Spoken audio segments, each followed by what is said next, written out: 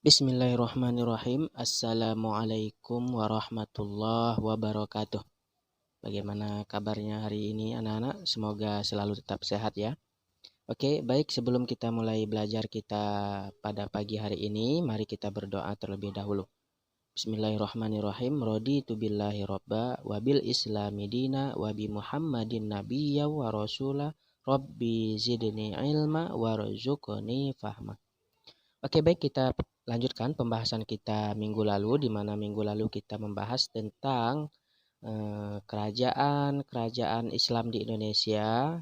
Kemarin sudah di Sumatera, kali ini kita akan membahas tentang kerajaan Islam di Pulau Jawa. Baik, langsung saja. Yang pertama ada Kerajaan Demak. Demak merupakan kerajaan Islam yang memiliki arti penting di daerah pantai utara Pulau Jawa. Pada awal abad ke-16, ketika itu Demak merupakan kota pelabuhan laut yang sangat ramai.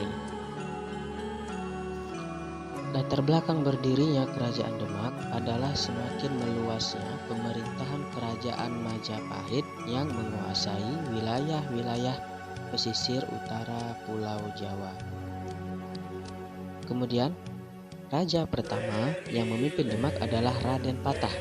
Pengukuhan Raden Patah menjadi Raja Demak dipimpin oleh Sunan Ampel Denta dan didukung oleh para sunan lainnya yang terkenal dengan Wali Songo. Kesultanan Demak secara berturut-turut dipimpin oleh 3 raja, yakni Raden Patah, Adipati Yunus atau Pati Yunus, Prabu Anom, Pangeran Palembang Anom atau Pangeran Sabranglor sebagai raja kedua menggantikan ayahnya yang wafat pada tahun 1518. Kemudian Masjid Agung Demak. Masjid Agung Demak didirikan pada tahun 1399.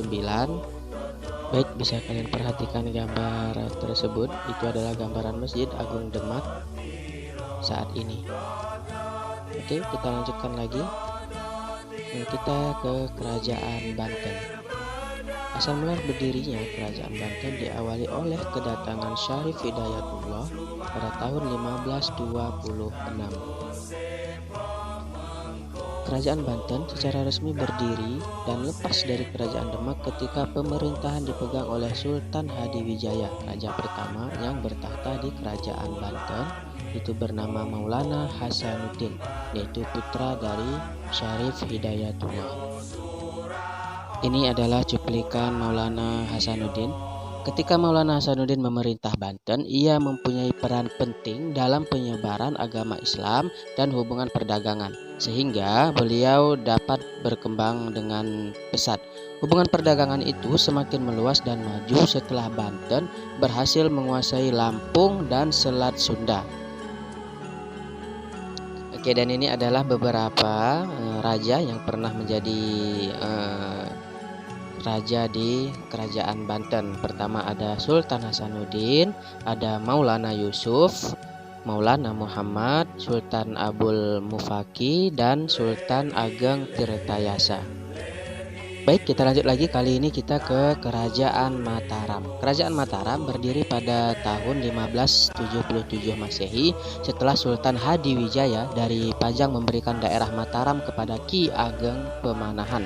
Sebagai ucapan terima kasih atas jasanya, Ki Ageng Pemanahan inilah yang merupakan asal muasal raja-raja Mataram Islam. Setelah Ki Ageng Pemanahan turun tahta pada tahun 1584, ia digantikan oleh anaknya yang bernama Senapati. Dengan mengambil alih kekuasaan Pajang, Senapati dianggap sebagai sultan pertama Kerajaan Mataram. Selain itu, ia juga ingin menguasai Batavia. Kemudian ia menunjuk Baureksa yang dibantu oleh Adipati Ukur dan Sura Agul-Agul untuk membawa pasukan menaklukkan Batavia. Adapun raja-raja yang berkuasa di Kerajaan Mataram ialah yang pertama ada Ki Ageng Pemanahan, kemudian Sutawijaya, Raden Mas Jolang, Raden Mas Rangsang, kemudian Amangkurat 1, 2, dan 3. Oke, baik anak-anak, itu saja materi kita untuk hari ini. Kalian tonton ulang video ini sembari membuka LKS-nya. Kalian buka halaman 26 sampai dengan halaman 30. Kalian garis bawahi yang Bapak jelaskan tadi yang ada di LKS-nya, kemudian kalian tulis atau catat yang tidak ada di LKS.